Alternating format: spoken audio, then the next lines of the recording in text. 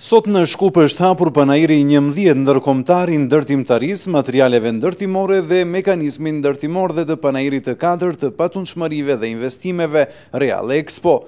Në këtë panajir marrin pjesë edhe shumë kompani nga Tetova, në mesin e tyre Renova, Ideal Roloder, Irfa Roloder, Sharp Projekt. Përfaqësues të këtyre kompanive theksojnë se kjo është një mundësi e mirë për ekspozim të prodhimeve të tyre. Presim nga klientët tanë që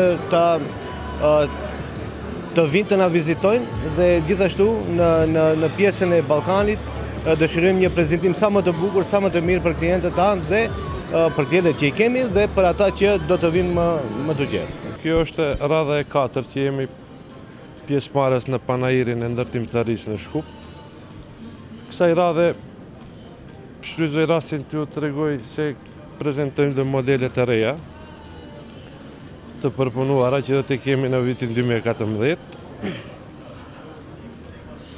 Interesi deri më tani është i ulët, po mendoj se do të ketë interes më të madh.